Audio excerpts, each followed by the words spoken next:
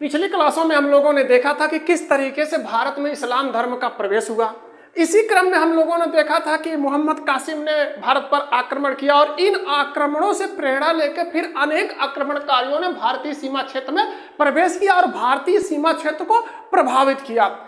इन सब चीजों को हम लोगों ने कल की क्लास में देख लिया था और इन आक्रमणों से प्रेरणा लेकर जो आक्रमणकारियों में सबसे प्रमुख था वो महमूद गजनवी था। इससे कई पेपरों में प्रश्न निकल के आए हैं। आज की क्लास में हम लोग इसी को देखने का प्रयास करते हैं। सबसे पहले हम लोग ये देखेंगे कि ये जो महमूद गजनवी था,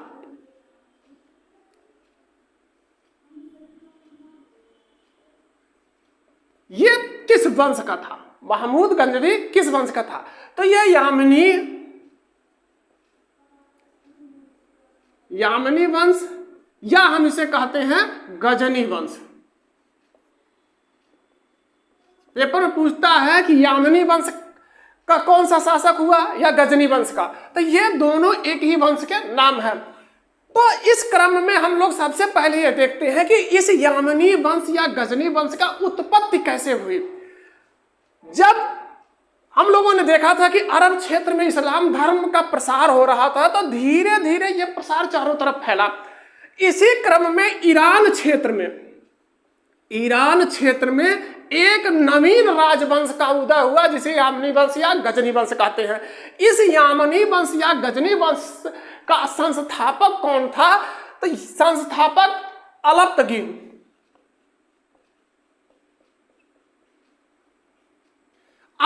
इस यामनी वंश या गजनी वंश का संस्थापक था। गजनी वंश क्यों कहते थे? यामनी वंश तो इसकी वंश परंपरा है, लेकिन गजनी वंश इसको क्यों कहते थे?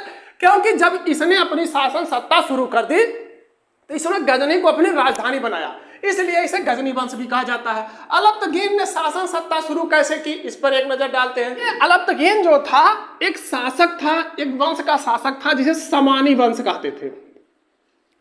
समानी वंश, इस समानी वंश का यह गुलाम था। कौन? यह अलप्तगीन समानी वंश का यह गुलाम है। इसके कई राजा हुए और बाद में इस वंश का जब पतन हुआ तो यह अलप्तगीन जो गुलाम था, किस वंश का? समानी वंश का यह गुलाम है अलप्तगीन।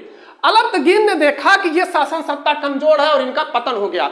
इस पतन का लाभ उठाते हुए इसने नवीन सत्ता की स्थापना कर दी जिसे यामनी वंश या गजनी वंश के नाम से जाना जाता है। अब यह अलप्तगीन शासक हो गया। किस वंश का? यामनी वंश या गजनी वंश का शासक है। कुछ समय के बीतता है तो इसके भी जितने भी पुत्र होते हैं वो राजा बनते हैं, लेकिन कुछ समय के बाद इस अलप्तगीन का एक दास, अभी देखिए ये भी तो गुलाम था, ये भी दास था। किसका? समानी वंश का।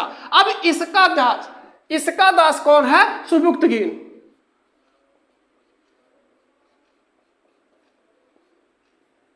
ये सुबुक्तगीन राजा बनता। सुबुक्तगीन ही क्यों बनता है? ये भी दास है। किसका दास है? तो ये अलप्तगीन का दास है। लेकिन साथ में क्या है कि दास होने के साथ साथ ये इसका दामाद भी है।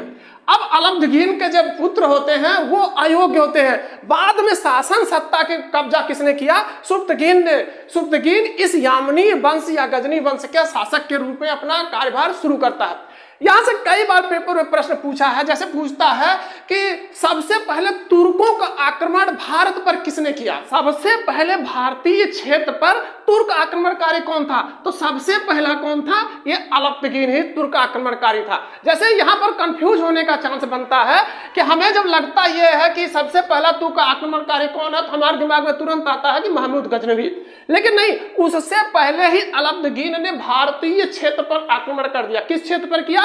पंजाब का जो हिंदू शाही राजवंश था उसके खिलाफ इसने आक्रमण कर दिया। तो सबसे पहला आक्रमणकारी अलप्तगीन हुआ। अगर हमसे पेपर में पूछे कि सबसे पहला अरब आक्रमणकारी कौन था या इस्लाम धर्म का नेतृत्व करने वाला पहला आक्रमणकारी कौन था, तो हमें याद होगा कि हमने पिछली क्लास में देखा था मीर कासिम।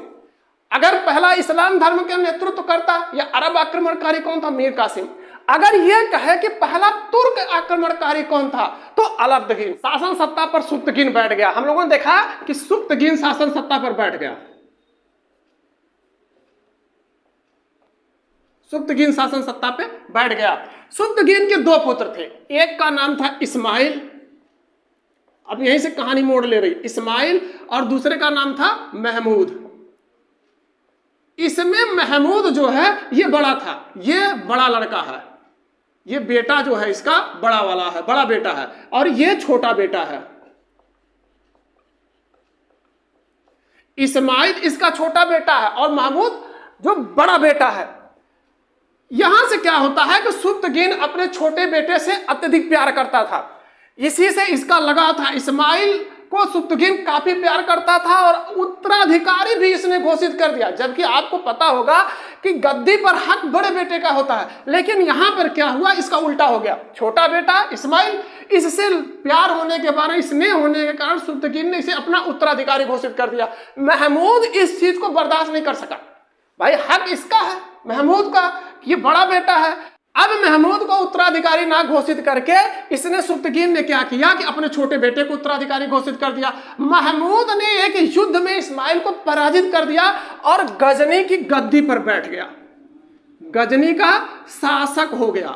कौन हो गया? महमूद।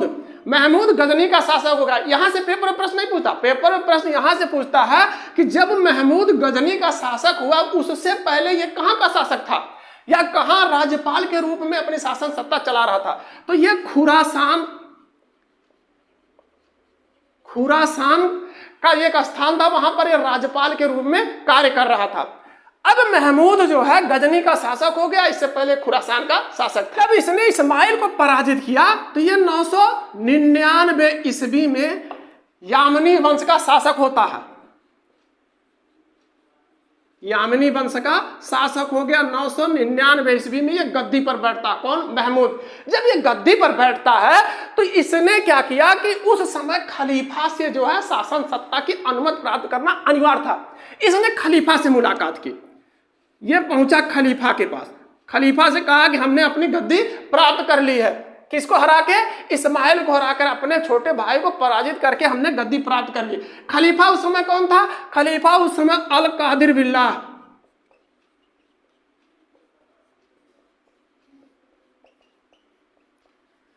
खलीफा की गद्दी पर अल कादिर बिल्लाह अवस्थित थे। अल कादिर बिल्लाह ने देखा कि ये एक योग्य व्यक्ति, महमूद एक योग्य वीर व्यक्ति है। उसने कहा ठीक है, अगर आपने गद्दी प्राप्त कर ली तो हम भी इससे संतुष्ट हैं। इसने खलीफा ने क्या किया कि इसको 2 उपाधियां दे दी। कौन सी उपाधियां दी? यामीन उद दौला।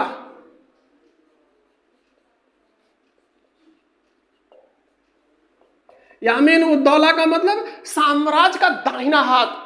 इसने किसने कहा? अल कादिर बिल्लाह ने कहा यामीन उद दौला, आप साम्राज्य के दाहिना भुजा हैं। लोग कहते नहीं है कि आप हमारे दाहिने हाथ है। उसी तरीके से खलीफा ने इससे कहा महमूद से कि आप यामीन उद दौला हैं, आप साम्राज्य के दाहिना हाथ है, अर्थात आपके हाथों में साम्राज्य जो है चारों तरफ प्रसारित होगा, फैलेगा, हमारी शासन सत्ता काफी दूर तक जा सकती है। दूसरा इन्होंने क्या कहा? आमीन उल मिल्लत। कई बार इसको पेपर में पूछा, अमीन उल मिल्लत। इसका अर्थ था कि आप धर्म के रक्षक हैं। महमूद कहता है अल कादिर बिल्लाह कि आप तो साम्राज्य फैलाने में सक्षम हैं, साथ में आप क्या हैं कि आप धर्म के रक्षक हैं, आप धर्म ध्वजा को फैलाने वाले हैं। इस तरीके से 2 उपाधियों के साथ 999 ईस्वी में यामीन वंश में महमूद गजनवी शासन सत्ता स्थापित करता। और यहीं पर जब ये खलीफा से मुलाकात करता है तो वहीं इसने ये शपथ लिया कि हम हर वर्ष, प्रत्येक वर्ष भारतीय क्षेत्र पर आक्रमण करेंगे। यहां से जब इसने शपथ ले लिया तो एक विद्वान थे, हेनरी इलियट। इन्होंने क्या कहा कि महमूद जो शासन सत्ता 999 ईस्वी में बैठा गद्दी पर, उसके बाद उसने 1000 ईस्वी से भारत के ऊपर आक्रमण करना शुरू कर दिया। और कब तक किया? वो 1027 ईस्वी तक आक्रमण किया। इस दौरान उसने कुल 17 बार भारत पर आक्रमण किया। कौन कर रहा है? हेनरी इलियट, एक विद्वान थे। उन्होंने कहा कि 1000 ईस्वी से शुरू करके 1027 ईस्वी तक कुल भारत पर 17 बार आक्रमण किया। विभिन्न शोधों और कई इतिहासकारों ने इस बात पर सहमति जताई कि कुल जो इसने 17 बार भारतीय क्षेत्र पर आक्रमण किया। एक किताब है तारीख-ए-गुजीदा,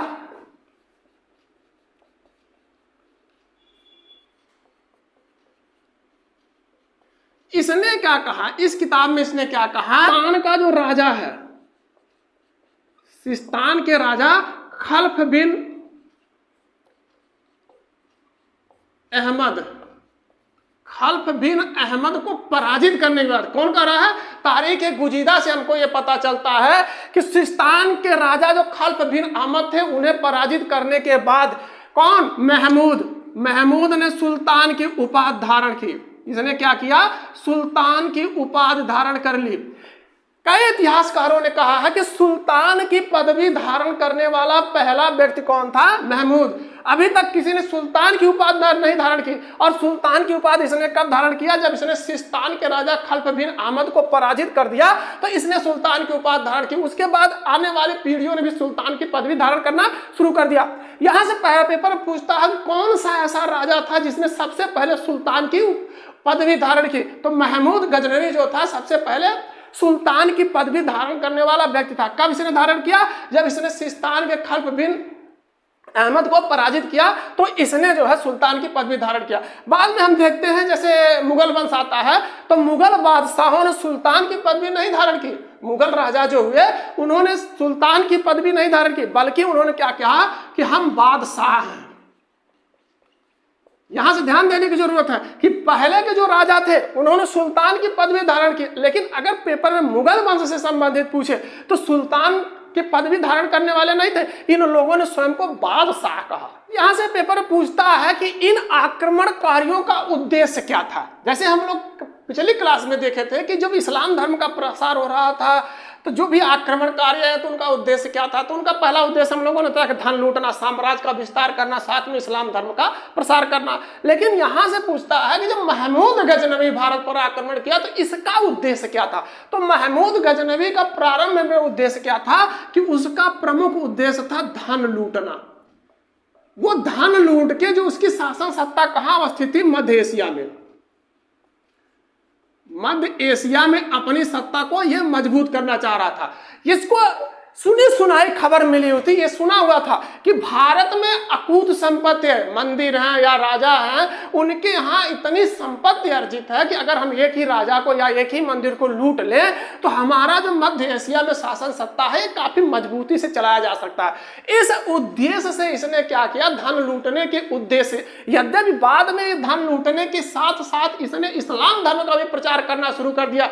जैसे आता है थानेश्वर में चक्रस्वामी मंदिर को लूटता है और इस्लाम धर्म का प्रचार करता है। इसका एक इतिहासकार था, इसके दरबारी इतिहासकार भी थे, इन्होंने इसके आक्रमणों को जिहाद की संज्ञा दिया। उतवी ने क्या कहा कि जो आक्रमण कर रहा है महमूद गजनवी ये जिहाद है। जिहाद का मतलब क्या है, जिहाद का मतलब होता है कि धार्मिक आंदोलन है या धार्मिक युद्ध है। तो इसने किसने कहा, इसका दरबारी इतिहासकार, महमूद का दरबारी इतिहासकार उतवी था, उसने इसके समस्त आक्रमणों को जिहाद की संज्ञा दी, जबकि इसका प्रमुख उद्देश्य क्या था, धन लूटना। बाद में इसका उद्देश्य बना कि हम अपने इस्लाम धर्म का भी प्रचार करें। तो इसका उद्देश्य, इन आक्रमणकारियों का उद्देश्य यही था। इसने धन लूटने की इच्छा से भारत पर प्रथम आक्रमण किया। पहला आक्रमण इसने किया 1000 ईस्वी में। पहला आक्रमण इसने 1000 ईस्वी में कर दिया। कहां पर किया, पंजाब क्षेत्र में, पंजाब क्षेत्र पर इसने किया। लेकिन यहां से ध्यान देने की जरूरत है कि जब यह आक्रमण करता है महमूद गजनवी तो इसके बाहरी क्षेत्र पर आक्रमण करता है, बाहरी क्षेत्र पर ही आक्रमण करता, अभी आंतरिक क्षेत्र पर यह आक्रमण नहीं किया। यहां पर किस वंश का शासन सत्ता थे, तो हिंदू राजशाही, हिंदू राजशाही की शासन सत्ता चल रही थी। और इस पर आक्रमण करने के बाद, धन इत्यादि लूटने के बाद महमूद गजनवी पुनः वापस चला जाता है मध्य एशिया। फिर आक्रमण करता है ये 1001 ईस्वी में। 1001 ईस्वी में इसका दूसरा आक्रमण होता है। अब ये दूसरा आक्रमण कहां होगा, ये दूसरा आक्रमण भी ये पंजाब क्षेत्र पर ही करता है, और वही हिंदू शाही राजवंश के खिलाफ। और शासक कौन था, तो जयपाल शासन सत्ता चला रहे थे उस समय। जयपाल इससे पराजित होते हैं, महमूद गजनवी से पराजित होते हैं और इस पराजय के अपमान से इतना द्रवित होते हैं कि बाद में जयपाल आत्महत्या कर लेते हैं। पेपर में यहां से पूछता है कि महमूद गजनवी से पराजित होने वाला कौन सा भारतीय राजा था जिसने आत्महत्या कर ली, तो महमूद गजनवी से पराजित होने वाला राजा जयपाल थे जिन्होंने आत्महत्या कर ली। महमूद गजनवी के बीच के आक्रमणों से प्रश्न नहीं पूछता है। हम लोग देखते हैं कि छठा आक्रमण जो है महमूद गजनवी ने जो भारत क्षेत्र पर किया था,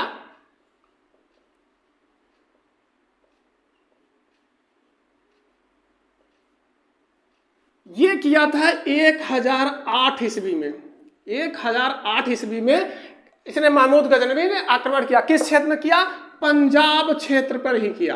गुना वही हिंदू शाही राजवंश था और यहां पर शासक अभी क्या था? जयपाल था। उसने आत्महत्या कर ली, वो मर गया, लेकिन इसका पुत्र आनंदपाल राजा होता है।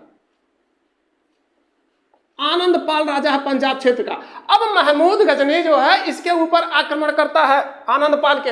आनंदपाल और महमूद गजनवी के बीच भीषण संघर्ष होता है और दुर्भाग्य से अंतिम पड़ाव पर आनंदपाल पराजित होता है और पुनः महमूद गजनवी लूटपाट करके ये वापस चला जाता है। धन इत्यादि लूटने के बाद पुनः अपने देश वापस चला जाता है। लेकिन पुनः जब ये आता है महमूद गजनवी तो इसने सोचा कि अब तो धन लूट ली, हमारे पास काफी धन हो गया, साम्राज्य भी मजबूत हो गया, अब एक काम किया जाए, अब इस्लाम धर्म का कुछ ना कुछ प्रसार किया जाए, अपने धर्म का भी प्रचार प्रसार किया जाए। इन उद्देश्यों से इसने महमूद गजनवी ने क्या कहा कि हमारे पास तो शासन सत्ता भी हो गई, धन भी हो गया, सब कुछ ठीक है, अब हमें एक धार्मिक नेता के रूप में अपने धर्म के प्रचार के लिए कुछ ना कुछ करना चाहिए। इस तरीके से इसने क्या किया कि महमूद गजनवी ने भारत पर 9वां आक्रमण किया।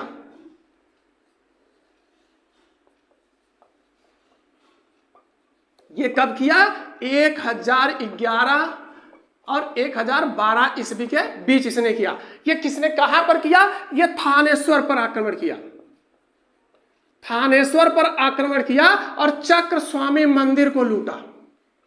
अब देखिए इसका निशाना मंदिरों पर शुरू हो गया, क्योंकि इसको मालूम था कि भारतीय मंदिर जो है अकूत संपत्ति के मालिक हैं। इसने थानेश्वर पर 9वां आक्रमण किया 1011-12 ईस्वी में और वहां पर चक्र स्वामी मंदिर को लूटा। धन लूटने के बाद यह पुनः चला जाता है अपने देश। महमूद गजनवी ने अपना 12वां आक्रमण किया।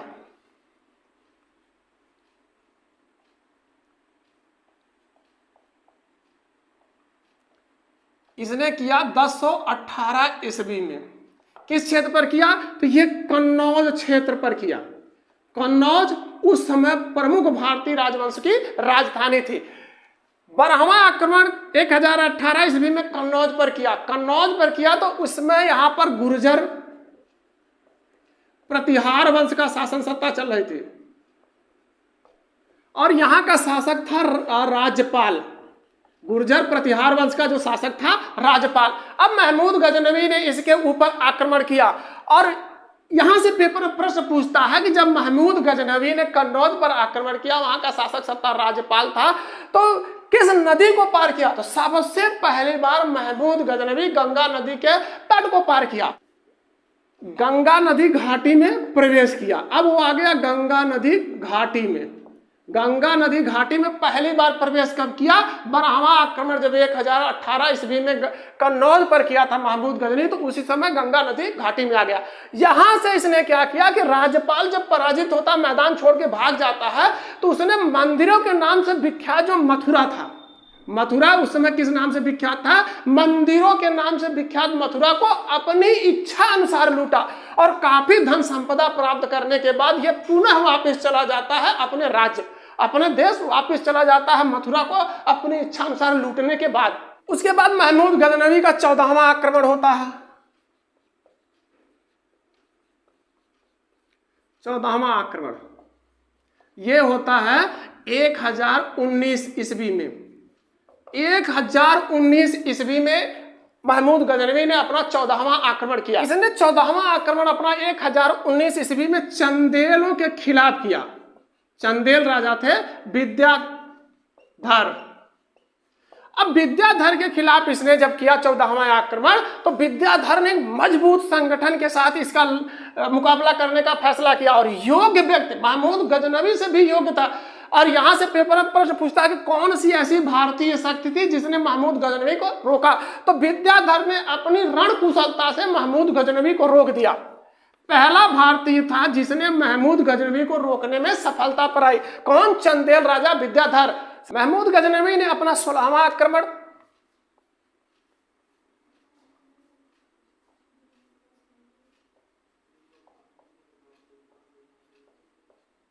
1025 1026 ईस्वी के बीच किया। इसने किया किसने? ये गुजरात क्षेत्र पर किया। इसने आक्रमण 1025-26 ईस्वी में गुजरात क्षेत्र पर किया। इसका कौन सा आक्रमण था? 16वां आक्रमण था। इस गुजरात क्षेत्र पर भीमदेव शासन सत्ता चला रहा था। भीमदेव शासन सत्ता चला रहा तो महमूद गजनवी ने यह सुन रखा था कि यहां पर एक मंदिर है, सोमनाथ मंदिर। सोमनाथ मंदिर है, यहाँ का बहुत चर्चित मंदिर है। और यह मंदिर किसका है? पेपर में कई बार प्रश्न पूछा कि मंदिर किसका है, तो यह भगवान शिव का मंदिर था। भगवान शिव का मंदिर है सोमनाथ मंदिर। इसने यह सुन रखा था कि यहाँ पर इतनी संपत्ति अर्जित करके यह मंदिर रखा हुआ है कि अगर इसको लूटा जाए तो हमें काफी संपदा प्राप्त हो सकती है। तो इसने क्या किया कि 1025-26 में एक विशाल सेना के साथ भीमदेव के ऊपर आक्रमण करता, और भीमदेव जो ही ये सुनता है कि मेरे ऊपर महमूद गजनवी ने आक्रमण किया है, यह मैदान छोड़ के भाग जाता है। और महमूद गजनवी आता है और इस सोमनाथ मंदिर को बखूबी लूटता है। कहा तो यह जाता है कि यहां से लूट के बाद जिसने इतनी संपत्ति अर्जित की कि बाकी जितनी भी लूट हुई थी उसके कई गुना लूट का संपत्ति सोना चांदी इस सोमनाथ मंदिर से यह प्राप्त किया। महमूद गजनवी ने सोचा कि आगे जो है किसी भी राजा को या किसी भी प्रांत को छेड़ा ना जाए, बस क्या किया जाए कि हम यहाँ से जितने भी लूट की संपत्ति है सोना चांदी, इसको लेके हम अपने देश चले जाएं। इन लोगों ने ऊंटों पर लादा, घोड़ों पर लादा और सोना चांदी लेके ये जाना शुरू करते हैं। लेकिन रास्ते में क्या हुआ कि जाटों और खोखरों ने इनका रास्ता रोक दिया। कौन? जाटों और खोखरों ने इस महमूद गजनवी का रास्ता रोक दिया। लेकिन महमूद गजनवी की मेन इच्छा क्या थी, मुख्य इच्छा क्या थी कि किसी भी तरीके से हम प्राप्त सोना और चांदी को लेकर अपने देश चले जाए। उसने इन लोगों से उलझना ठीक नहीं समझा और जाट और खोखरों ने इनका रास्ता अवरुद्ध करके खड़ा हो गए। इनमें झड़प होती है, कुछ चांदी और सोना ये जाट और खोखर लूट लेते थे, लेकिन कुछ संपत्ति जो बची थी उसको लेके महमूद गजनवी अपने देश वापस चला जाता है। लेकिन उसके दिमाग में एक बात हमेशा गूंज रही थी कि इन जाटों और खोखरों को जरूर सबक सिखाना है। इनको सबक सिखाने के लिए महमूद गजनवी ने अपना आखिरी आक्रमण अर्थात 17वां आक्रमण किया। 17वां आक्रमण किया 1027 ईस्वी में। इसने जाटों और खोखरों के बीच अपना अंतिम अभियान भारत पर किया और इन जाटों और खोखरों को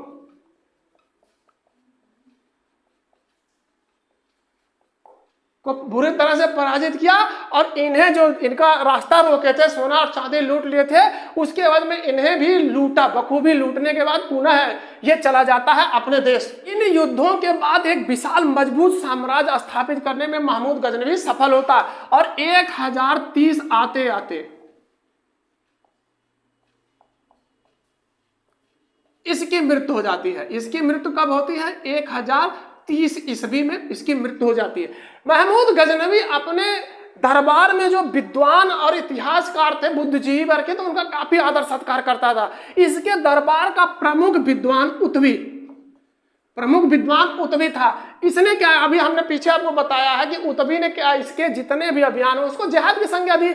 उतवी ने क्या किया कि 2 रचनाएं की, इससे संबंधित महमूद गजनवी से संबंधित 2 रचनाएं की। एक की रचना का नाम ताब-उल-यामनी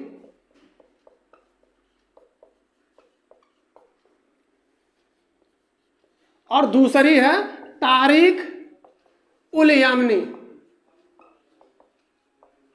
अब हम अगर इसे याद रखना चाहें तो देखिए, यामनी वंश और किताब किसके बारे में लिखी जा रही है? यमनी या अमनी वंश, अर्थात महमूद गजनवी किस वंश का था? यामनी वंश का था। उसी से संबंधित एक किताब लिखी गई, किताब उल यामनी या तारीख उल यामनी। पेपर में प्रश्न पूछता है कभी कभी कि ये किताब उल यामनी या तारीख उल यामनी में क्या वर्णित है। तो जैसे हम लोगों ने देखा कि यामनी अर्थात महमूद गजनवी का वंश है, तो ये महमूद गजनवी के जीवन और उसके कार्यों का वर्णन है इसमें। ये महमूद गजनवी विद्वानों का इतना आदर सत्कार करता था, इतना ख्याल रखता था कि जब भी ये भारत पर आक्रमण करने आया तो एक विद्वान को अपने साथ लेके आया। जब इसने अगला आक्रमण किया तो इसको फिरदौसी मिल गया और फिरदौसी के साथ ये भारत पर आता है, भारत लेके इसको आता है। फिरदौसी जब भारत आता है तो इसने एक किताब की रचना कर दी, शाहनामा। कई बार ये पेपर में पूछा है कि शाहनामा किसकी पुस्तक है या इसका रचयिताकार किसके साथ भारत आया था। तो शाहनामा फिरदौसी की रचना है और ये किसके साथ आया था? तो महमूद गजनवी के साथ भारत आया था। इस फिरदौसी को और किस नाम से जाना जाता? फिरदौसी का पूर्व का होमर कहा जाता था। फिरदौसी को पूर्व का होमर कहा जाता था। इसके बाद महमूद गजनवी पुनः भारत आक्रमण करता है और अपने साथ लेके आता है अलबर्नी को। अलबर्नी भारत आता। अलबर्नी जब भारत आता है तो भारत के सामाजिक और राजनीतिक परिदृश्य से इतना प्रभावित होता है कि उसने अपनी पुस्तक किताबुल हिंद, किताबुल हिंद या इसको कहते हैं ताकीक हिंद,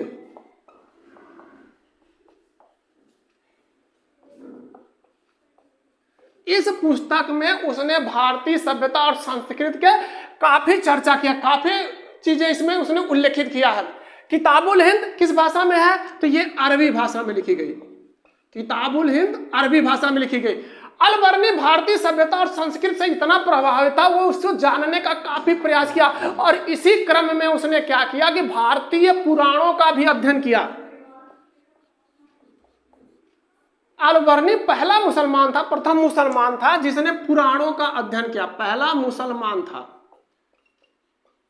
जिसने पुराणों का अध्ययन करा। पुराणों का अध्ययन करने वाला पहला मुसलमान कौन था? अलबर्नी था। अलबर्नी ने लिखा किताबुल हिंद ताकीक हिंद। ये कौन सी भाषा में? तो ये अरबी भाषा में थी। अरबी भाषा से इसको फारसी भाषा में अनुवादित कर दिया गया। यहां से नहीं प्रश्न पूछता कि किसने फारसी भाषा में अनुवाद किया, बल्कि यह पूछता है कि फारसी भाषा से इसे अंग्रेजी में किसने अनुवादित किया। तो ये अनुवादित किए थे एडवर्ड सचाऊ। एडवर्ड सचाऊ ने इसे अंग्रेजी भाषा में अनुवादित किया था। क्या नाम रखा था? Alberuni India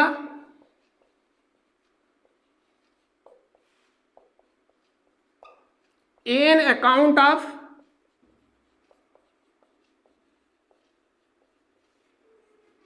of religion. Edward C Sachau ने Alberuni in India account of the religion नाम से इस पुस्तक को अंग्रेजी भाषा में अनुवादित किया। यहां से कभी कभी पूछता है कि जो किताबुल हिंद या तहकीक हिंद है, इसका हिंदी रूपांतरण किसने किया? तो रजनीकांत शर्मा ने इसका हिंदी रूपांतरण किया। हिंदी वाला जो था रजनीकांत शर्मा ने इसका अनुवाद किया। कभी कभी पेपर में प्रश्न ये पूछता है कि जो सुप्तगीन था तो उससे संबंधित एक किताब लिखी गई थी, तारीख है सुप्तगीन।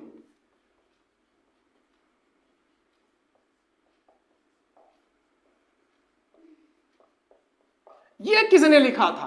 तो इसका लेखक था बैहाकी। तारीख सुप्तगीन का लेखक बैहाकी। कई बार इसको पेपर में प्रश्न पूछा है। महमूद गजनवी जब भारत आया तो उसने भारतीय ढंग के सिक्के चालू किए। भारतीय ढंग के सिक्के चालू किए।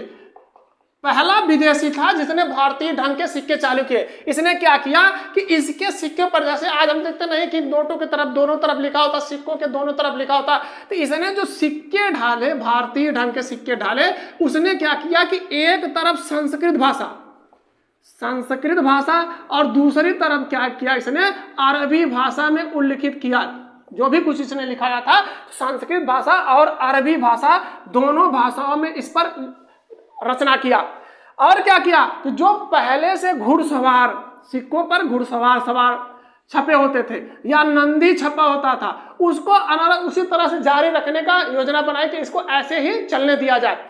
जब इसने भारतीय ढंग के सिक्के डाले कि तो इसके सिक्कों को क्या कहा जाता था, कई बार पेपर में प्रश्न पूछा है कि जो महमूद गजनवी ने भारत में आकर सिक्का डाला उसके सिक्कों को क्या कहा जाता था, तो इसके सिक्कों को दिल्ली वाला कहा जाता था। इसके सिक्के 56 ग्रेन के होते थे। महमूद गजनवी के जो सिक्के होते थे वो 56 ग्रेन के होते थे। यहां से कभी कभी पेपर में प्रश्न पूछता है कि जो महमूद गजनवी ने सिक्का ढाला था वो किस चीज का था, तो ये चांदी का सिक्का था। महमूद गजनवी ने चांदी के सिक्के ढाले थे। एजुकेशन 100% परिवार से जुड़ने के लिए आप सभी का धन्यवाद। अगर हमारी वीडियो पसंद आती है तो लाइक करें, साथ में शेयर भी करें। अगर चैनल पर नए तो चैनल को सब्सक्राइब करें, बेल आइकन दबाना ना भूलें जिससे आने वाले वीडियो का नोटिफिकेशन मिलता रहे।